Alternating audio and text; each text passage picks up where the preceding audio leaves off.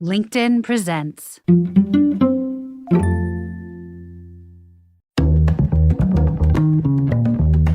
For all of us, it's about predicting where the consumer is going and getting half of it right.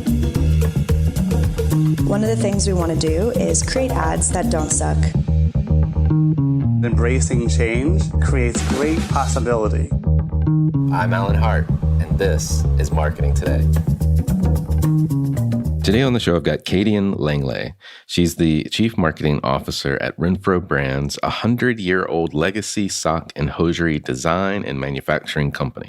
In her role, she oversees Renfro's diverse portfolio of brands and maintains its position as the largest manufacturer of socks in the U.S., producing 3 million pairs per week. Kadian is focused on growing consumer engagement across Renfro's brand's direct-to-consumer platform, Loops and Wales, and the company's brand portfolio, inclusive of Hot Sox, K-Bell, and more. Kadian joined Renfro in 2018 as Vice President, Direct-to-Consumer and Digital, tasked with expanding the business beyond the traditional brick-and-mortar stores the company traditionally relied on. Prior to joining Renfro, she consulted with leading brands and retailers on their e-commerce and digital marketing strategies. On the show today, we talk about her pathway to CMO at Renfro. We also talk about tough global markets with the confluence of commodity price inflation, global competition, and dynamic consumer preferences, and what the role of marketing is in this type of environment.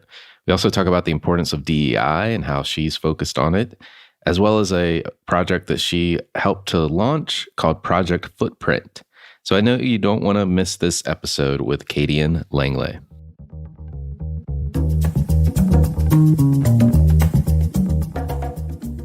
Kadian, welcome to the show. Hi, Alan. It's great to be here. I'm excited to talk about Renfro and all the things that you're doing there. But before we get into the business side, I hear you have a personal passion. Tell me more about that. Yes, it may be interesting or not, but it's my passion of interior design. And my family, they always laugh at me because I'm so passionate. Like I light up and I'm always following all the different social media influencers. And my son, he did ask me, he's like, Mom, why are you so passionate about interior design? And I really started to reflect on it. And as a young girl growing up in Kingston, Jamaica, I spent a lot of time with my grandmother.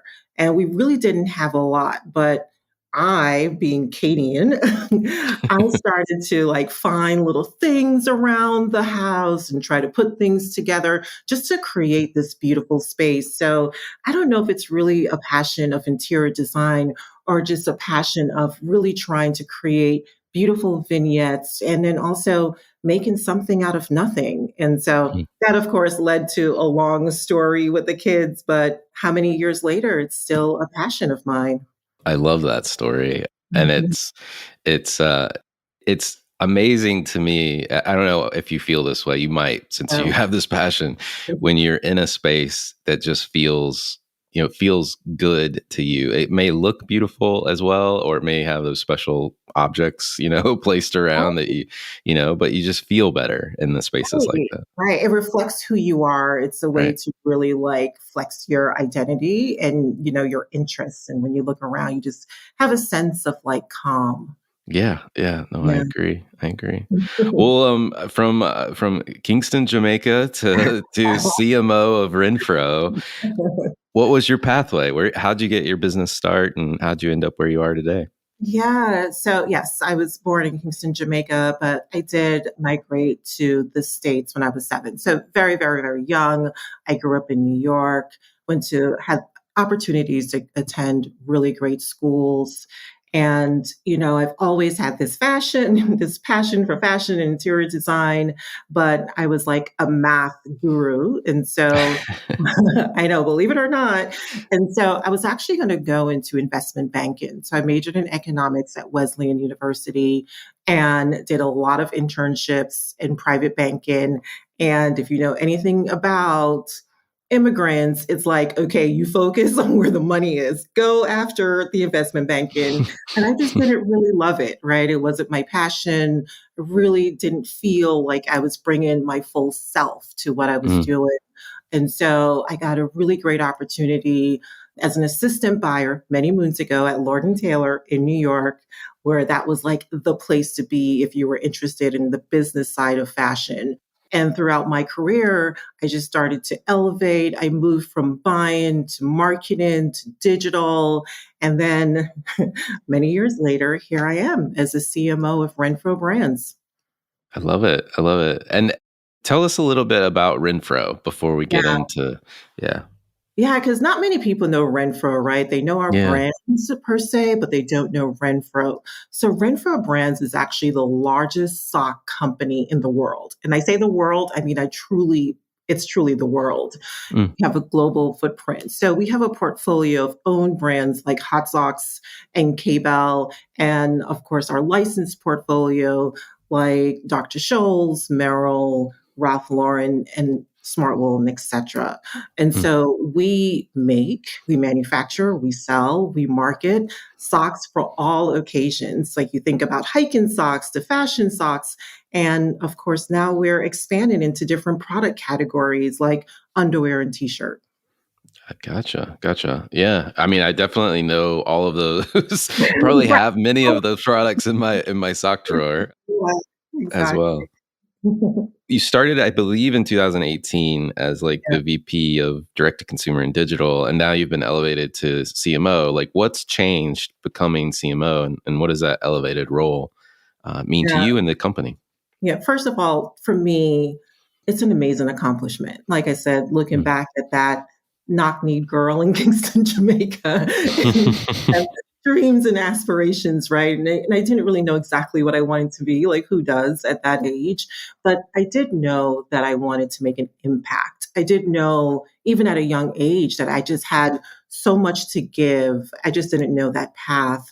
And so this opportunity with Renfro has been an amazing opportunity. Like, how many times in your life do you have an opportunity to come into a company to partner with an amazing CEO, Stan Jewell, who has an amazing vision? And I was just like enamored by that to really impact change. And so, to your point, at first, it was really just about digital and DTC and moving the company and introducing those new skill sets, right? To now rebranded the company from Renfro Corporation to Renfro Brands. Like, think about Renfro Corporation. It just sounds very like manufacturing, right? Like, it doesn't necessarily sound like a company that's creative and innovative and dynamic. And so we rebranded the company together to Renfro Brands and then elevated and promoted me to CMO, which further reinforced our repositioning in the industry. So it's Mm. been a great ride. I love it. I love it. And I mean, you have been on quite the journey at the company. And when I heard about the company, the one thing that stood out to me initially was just the Mount Airy, North Carolina connection, because I grew up in Concord, North Carolina. Oh, okay. So not too far away, but anyone that grew up in North Carolina knows Mount Airy because of the Andy Griffith show, Right. if for nothing else.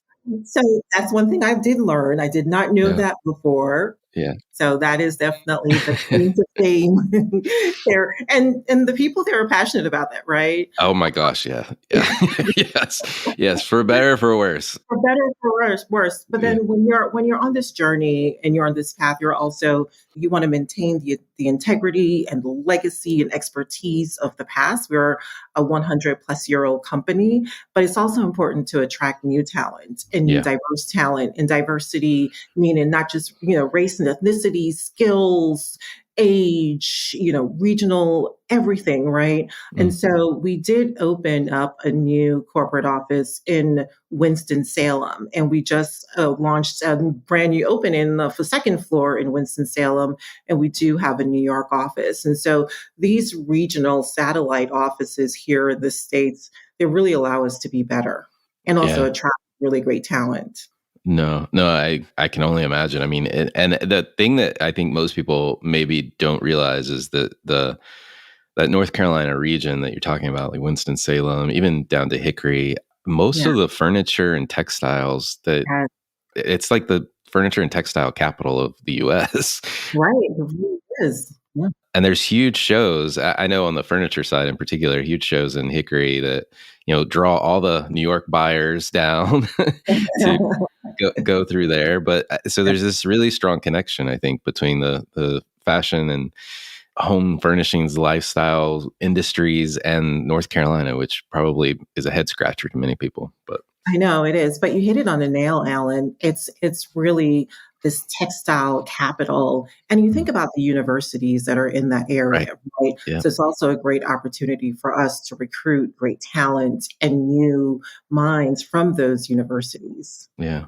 Well, so you've modernized the company, and you're growing. You've Yeah. pushed them into digital space and direct to consumer as well. What all have you like? Give me a few of the accomplishments, a few of the highlights, if you don't mind, about Yeah. that journey. Absolutely. So we from rebranding a company from Renfro Corporation to Renfro Brands and instilling a new value system in the company, but also launching or relaunching our own brands direct to consumer sites, hotsox.com, kbellsox.com, and then our newly launched Loops and Wales, which is really your one-stop shop for all things socks. For those, we like to say that there can be a sock for every moment in a day, and there really can be, right? Like you wake up in the Mhm. morning, if you're like me, you drink your coffee first, and then you work out. And, then I put on my Merrill socks, because it's really the sock that I need that's going to elevate and really help me do my HIIT and strength training exercises. Mm. And if I'm working from home, I may want to put on my Dr. Scholl's spa socks because it's all about comfort. Or if I'm going in the office, I may want to flex my fashion style and I put on like a Hot Sox and I'm making a statement. And then, maybe I'm going out with a hubby. These days, maybe not. It's more like softball,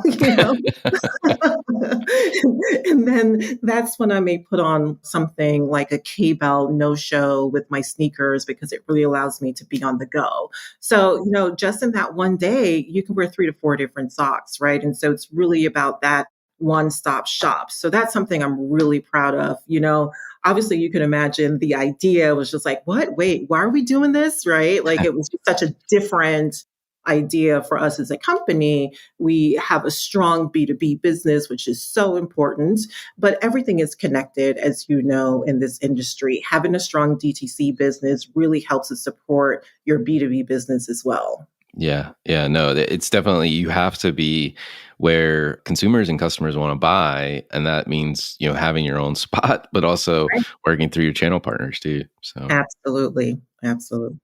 well, you are a global company, and like many others, the global markets are tough right now, right? You got commodity price inflation, global competition, and then just the changing dynamic consumer preferences. How do you think about marketing's role in that type of environment? Yeah, that's a really great question. And thanks for asking that. And we've been, as you can imagine, discussing that quite a bit in our leadership meetings. One interesting fact is that socks tend to be inflation proof, right? Because of the low ticket item. Yeah. However, it's about what type of socks. And because of our portfolio, where we have a private label business, we have a fashion business, we have like higher price commodity business during the COVID times, department stores were closed, right? Right. But e-commerce was still open, and so was Walmart and Target. So we saw those businesses really thrive, right? We really thrive and grow exponentially. And then the year after, when things started to open up, department stores were doing well because of that pent up energy. And like people just wanted to get out there and shop. So then you saw a softening in the mass business. And then also we didn't have those stimulus checks, right? And so we saw like brands like Ralph Lauren and some of those more higher price and department store businesses really started to thrive. And so that is a great thing with a portfolio business. And, Stan, our CEO, he always says this, it's probably our greatest strength. And so as a marketer and head of marketing, it's really about flexing that strength. It's really about leaning into that unique differentiator. So when I talk about a socks for different occasions, it's also about a sock for different economic times as well. I love, Really leaning into that consumer preference because the consumers, they're really discerning right now, right? If you don't have a lot of discretionary spend, it's like, why buy something? And so,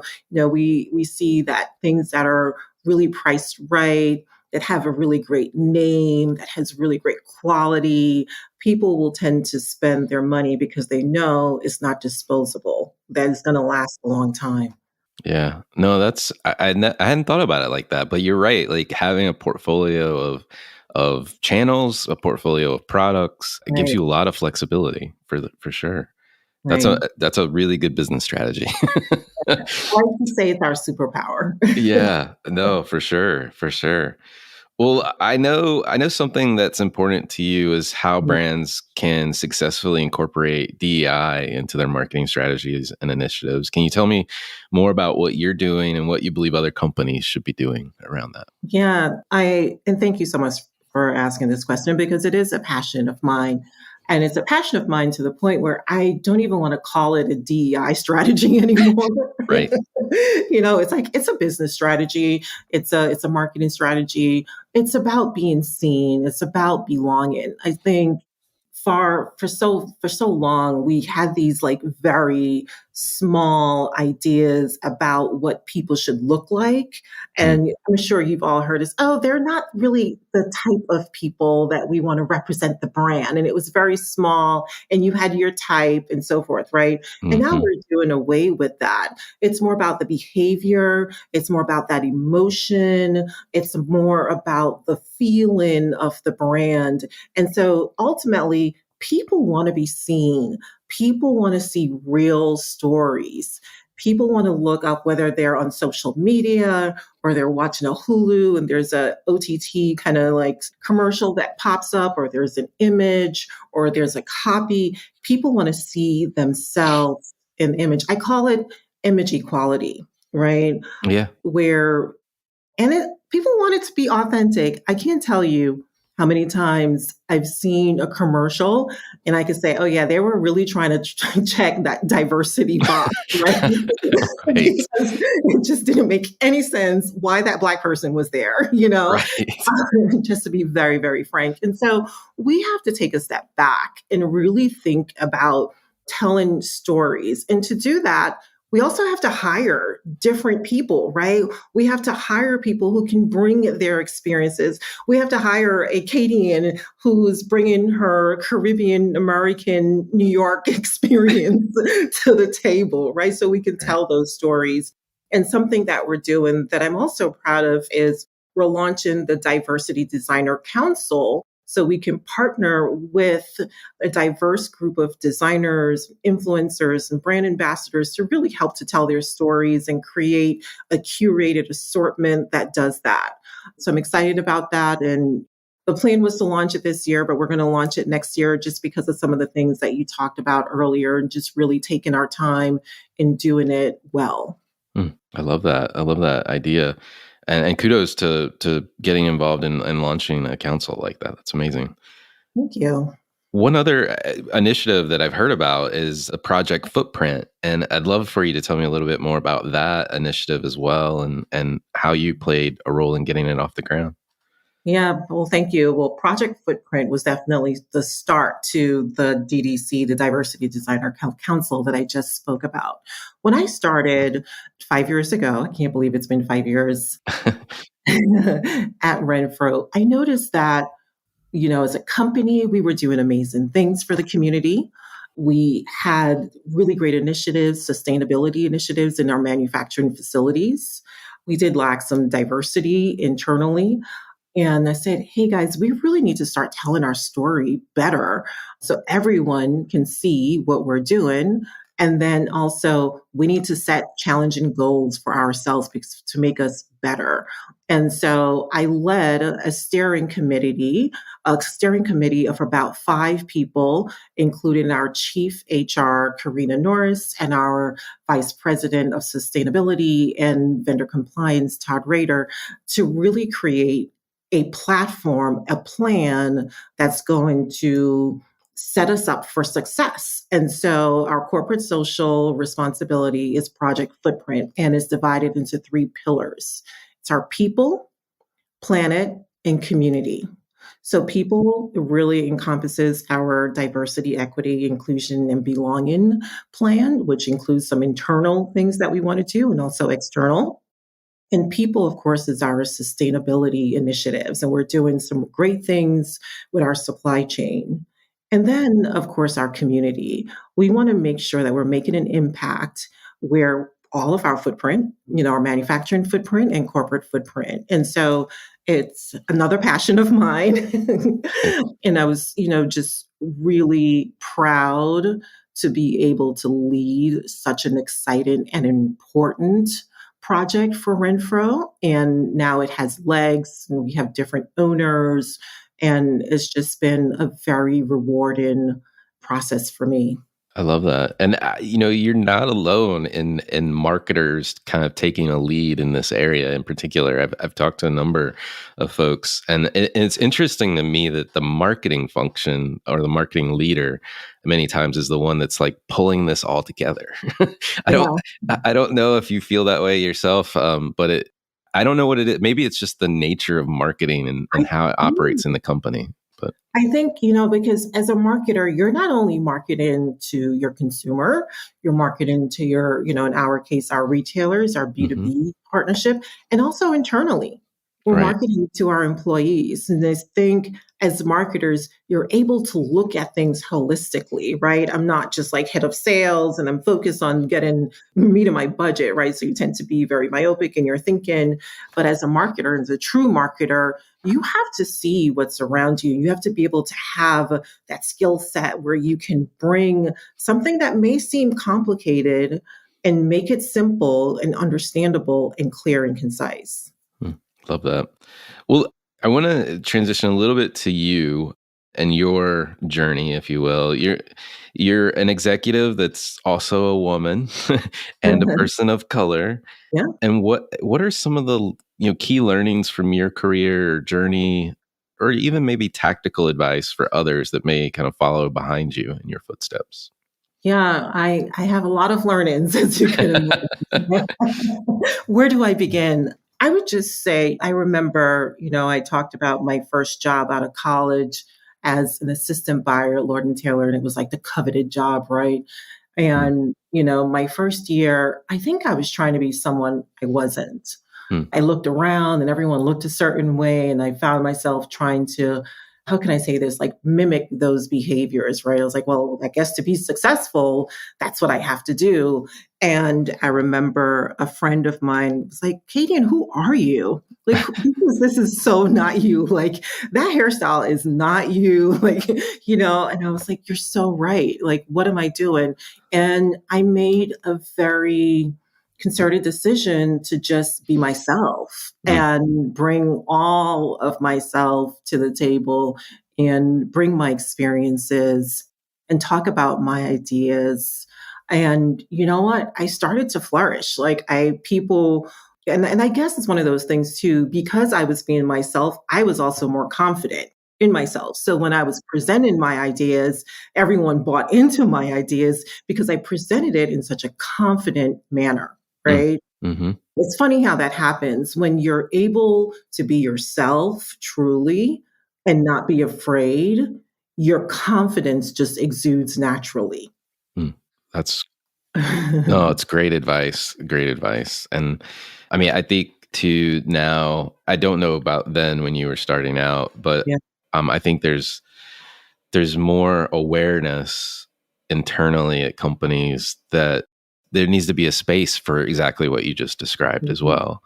I know when I started my career, I'm old, but I was doing the same thing, but in a different way, right? Like the company I joined out of undergrad was a really old company. My closest peer, I think, was 20 years older than me. They were all military, like ex-military people, and so I tried to play that part. It also did not fit. But it's interesting. I know we've got a long road ahead of us to make the change that we need to make, but I am encouraged where we are right now. And I think I hope all of us doing our part, being advocates or allies, as well as, like you described, shaping your own voice and finding your own voice. I hope it gets better for everyone. I do too. And I'm also a bit older. And Well, I was going to call myself old. I wasn't going to call anyone else old. Yeah. so I'm right there with you. And the dynamic has changed tremendously, right? Yeah. I think companies are trying to foster safe environments. I know we have a tremendous way to go, but it's also important for us to understand that we have choices. We don't have to stay at the company where there's a toxic environment and you don't feel like you fit in. We don't, like really start to strategize and think about if you're not happy and you feel like this place is not fostering the environment for you to grow, what are the things that you need to do to get that next job? I'm not saying to job hop here and there, but I think it's important to be in an environment that does really support you and who you are. Yeah. Well said. Very well said. Well, we do also like to go a little deeper on the personal side. And my favorite question to ask everybody that comes on the show is what experience of your past defines or makes up who you are today? Yeah, it's a really good question, Alan. And I would say, and I would go back to those moments in my grandma's home in Kingston where I like to say I was making something out of nothing and really pulling things together to create a space or whatever it may be. And I've, looking back, I think I've always done that in my career, right? Things haven't always been laid out for me. Like, here's your succession plan. You go from step 1, 2, 3, 4, and voila, you're there. It was never like that at all. I've always had to make something out of nothing. I've always had to take the initiative. If I saw something that was lacking in the company, I took the initiative and I took it on. Yes, it was more work. Yes, I probably worked later than I intended to, but that was my way of creating that environment, creating that space, providing value. And I lean into that today, especially during these tough economic times, right? Like, let's all face it, there are budgets that are being cut, right? Mm-hmm. And it's important to manage the P&L. So I get it. But I tell my team this, and I try to lead by example. It's like, what are the things that we can do? What are some things that we can make out of nothing? What are the ways in which we can look at efficiencies differently? And it's also how I live my life with my family.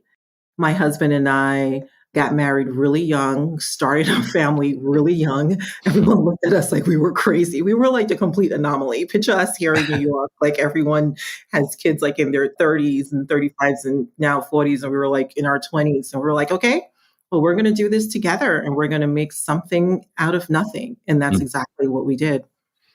I love that. I love it. Well, and as you talk about this, I mean, like the making something out of nothing, the challenges and getting creative, if you will, like this notion of creativity coming through, and your math guru background, like you are like a Renaissance woman. So I love your perspective on life and just work and how to make it both creative and impactful. So, well, thank you. Well, if you're starting this journey all over again, like what advice would you give your younger self? I would say trust your gut. You know how we all have that feeling, right? Like that feeling in our stomach. And it's like, and then we have our friends, and then we have our family members, then we have our peers, right? And oftentimes, especially when you're younger, you're still trying to find your way. You don't know. So you're trusting your peers or you're trusting someone else. But ultimately, I wish I can go back and say, Kadian, trust your gut. Your gut is always right. My husband literally said this to me last night. He's like, okay, what should we do here? We're trying to buy some property or whatever. And he's like, okay, what's your gut telling you? Forget about what the numbers, because I have my Excel sheet at the same time. Oh, yeah. Analysis, right? And he's like, what's your gut telling you? Because, honey, your gut is always right. I love that. And I have this thing I tell when people ask me, about making decisions, and everyone wants you to think that it's analytical. And I said, how many? I usually poll the room. How many are married? maybe 60% of the hands go up. And I ask, how many of you guys used a spreadsheet to determine whether or not to ask your spouse to marry you? No hands go up, and it's that kind of thing. I think when you know, Right, and yeah, you can take in all the information. Like you said, you should do the rigor, have your right. spreadsheet, but I agree. And I don't know about you, but when I have ignored my gut, man, has it backfired on me a few It times. is Yeah. so backfired. It is so backfired. And so we're speaking from experience, Yeah. right? Yes. Yes. Exactly. Exactly. Well, is there a topic within marketing or otherwise that you're trying to learn more about, or you think other people should be, learning more about themselves? Well, I think everyone is diving into artificial intelligence, right? Yeah. For good or bad. And there's been lots and lots of talks about, the opportunities around AI and Mhm. then obviously the potential issues. And so I've been digging in to really learn more about AI. Of course, we know about artificial intelligence when it comes to like paid search and Amazon and using sponsored products and using tools that allows us to really bid on terms that everyone's looking at and so forth, right? So Mhm.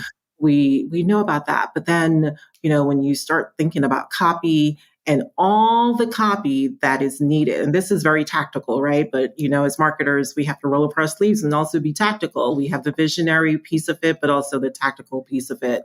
And we have different brands that exude a certain personality and voice and tone, but we also have thousands of touch points, right? And digital Right. touch points as well. And we have to create copy and distinguish copy with SEO and product descriptions and features and benefits and et cetera. And so the only way to really do that at scale is to really integrate artificial intelligence, right? And that's a very tactical way. But Yeah. then we're now looking at artificial intelligence when it comes to images and voice and creating all the different videos that's really needed to create those touch points. And that begins to scare me a bit, right? Because I'm like, are we losing the authenticity and the human connection? And so I myself am learning more about it, and which I think all marketers should. And Mhm. also we should also be fearful. We should also be cautious of Mhm. artificial intelligence. We want the platform and we want it to thrive in a healthy way. But I think there's a healthy fear that we all need to have. Yeah. No, I would agree with you. And I do think there's huge power in it. And I'm encouraged by some of the developments, not to plug a company, but Adobe, Yeah. launching their Firefly product, which is quote unquote safe for commercial use Yeah. in terms of images and things like that, because it's trained on things that you don't have to worry about copyright or IP law. That's encouraging. But to your point, I think it's still like in this stage of we need to make sure that it's doing what we need it to do and not running away unsupervised, so to speak. Right.